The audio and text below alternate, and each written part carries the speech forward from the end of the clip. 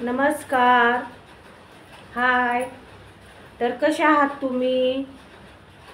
पाऊस काय म्हणतो तुमच्या इकडं? आमच्या इकडं तर पुण्याला लय पाऊस पडायला लागलाय बघा. तुमच्या इकडं पाऊस आहे का? कमेंट करून सांगा. आता गणपती यायला लागलेत, नंतर गोकुळाष्टमी झाली. आता गणपती आहेत 27 तारखेला, त्याच्यामुळं पाऊस चांगलाच पडायला लागलाय बघा. एवढा पाऊस पडायला की रस्त्यांना नदीचं रूप आले. तुमच्या इकडे आहे का पाऊस?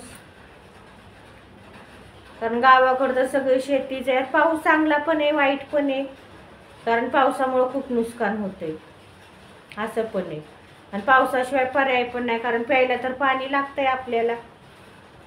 त्याच्यामुळे पाऊस तर हे महत्त्वाचाच आहे, पडलाच पाहिजे पाऊस. पण काय होतं, पाऊस असा पडतो ना की पडला की पडतच राहतो आणि उघडला की उघडतो. आता जवळजवळ महिनाभर पाऊस नव्हता आणि आता एवढा पडायला की शेतीचं नुकसान, कुठं घरं पडायला लागली, लोकांची गोरगरिबांची घरं पडायली. ते नांदेडमध्ये तर बघितलं नाही का तुम्ही बातम्याला, कसलं घर पडलं.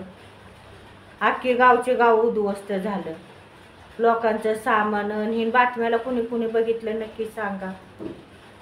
लोकांची घरं उद्ध्वस्त झाली, धान्य ज्वारी पाण्यामध्ये चिखलामध्ये पडलेली दिसली.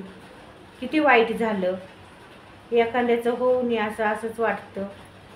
कारण बातम्या बघायला की असल्या जर बातम्या बघितल्या ना तर मन सुन्न होतं. पण निसर्गापुढं कोणाचं चालत नाही असे. आपण निसर्गाची जी जागा होती ती हडप केलेली लोकांनी. म्हणजे जे निसर्गाचं होतं तिथं माणूस तिथवर पोचला. त्याच्यामुळे ह्या सगळ्या घटना आजकाल अशा घडायला लागल्या त्या. ते झालं. परत तुम्हाला सांगते, काल मुंबईमधील मुलींची शाळेची बस अडकली होती बघा पाण्यामध्ये. तर पोलिसांनी कसं एका पोरीवांना पाठकुळी घेतलं, पार 2-2 पुरी, आणि मग त्यांना पुराच्या पाण्यातून बाहेर काढलं. अशी पोलिस पण मदत करते ती, ऐन टायमाला उपयोगाला खूप येते ती. कितीतरी अख्ख्या बसमधल्या मुलींना पाठकुळी घेऊन त्यांनी बाहेर काढलं पाण्याच्या. काल आम्ही TV ला बघितलं, तुम्ही बघितलं का? तर असा हा पावसाळा बघा. काय झाले ना आजकाल ना, पाणी जिरपायला जागा नाही. आता मी लहानपणापासून पुण्यात आहे, पहिलं पुण्यामध्ये असं नव्हतं. सगळीकडे जमिनीच होत्या. पाऊस किती पण पडू द्या, खूप पाऊस पाहिला तर पडायचा, पण अशा रस्त्यावर काय पाणी दिसावं, थेंब पाणी दिसायचं नाही रस्त्यावरती. लगेच कोरड्या फट रस्ता. कारण पाणी मुरायला जमिनी होत्या आणि आता त्या जमिनीच नाही त्या पाणी मुरायला. त्याच्यामुळे जिकडं बघल तिकडं रोडवरती नुसतं पाणीच पाणी. चालायला येईना ना, काहीच होईना. गाड्यांना जायला सुद्धा जिथं अर्धा तास लागायचा तिथं तास 2-2 तास लागतात जायचं म्हणलं पाण्यातून. की असले तर रस्ते झालेत आजकाल नुसतं खटेन खुटेन, काय करायचं. आणि गावाकडं पण आता ते झाले. गावात पण खूप ठिकाणी असलीच नुसतं पाणी, जरा पाऊस पडला की पाणीच पाणी. मी तो उस्मानाबादचा पण एक व्हिडिओ बघितला होता त्या दिवशी बातम्याला. तिथला पण एक रस्ता दाखवला होता. म्हणजे मी उस्मानाबादचीच आहे, त्याच्यामुळे मग उस्मानाबादच्या वगैरे बातम्या लागल्या की मी हमखास बघत असते. मी तिथली पण एक बातमी बघितली होती, अख्या रस्त्यावर पाणीच पाणी.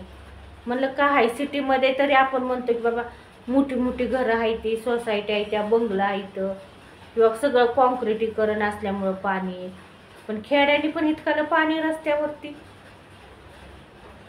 माणसाचं जगणं आजकाल मुश्किल झालंय. पाऊस जीवन आहे, पण लोकांमुळे तेच जीवन आज अवघड झालेलं असे. तुमचं काय मत आहे पावसाबद्दल, किंवा हे चिखल वगैरे होतं ह्याच्याबद्दल? की पाणी साचायला जागा नाही, साऱ्या रस्त्याला पाणीच पाणी. लोकांनी कामाला जायचं कसं, शाळकरी मुलांनी जायचं कसं, किती अवघड आहे. आता सकाळपासून बघा, काल तर होताच पाऊस आमच्या इकडं, पण आज तर दिवसभर सकाळपासून पाऊस चालू आहे. ते अजून कंटिन्यू पाऊस चालू आहे, आणि ते पण मोठ्याने चालू आहे पाऊस कंटिन्यू. कसला ती उघडलेला नाही. कामगारांच्या तर आज काही सुट्ट्याच झाल्या म्हणा, घरीच आहेत त्यांनी पण सुट्टीवरच, कारण पावसात असल्या काम कुठलं करणं होतं, नाही होत काम करणं. जे ऑफिसमध्ये वगैरे जातात ते जातात, आता पोराला सुट्टी नसती, तो गेला कामाला, कारण त्याला जावंच लागतंय कामाला, त्याला काही सुट्टी घेऊन जमत नाही आणि त्यांच्या इथं सुट्टी देत नाही ती कंपनीमध्ये, त्याच्यामुळं मग तो गेला कामाला, तर असल्या पावसात पण गेलाय असे.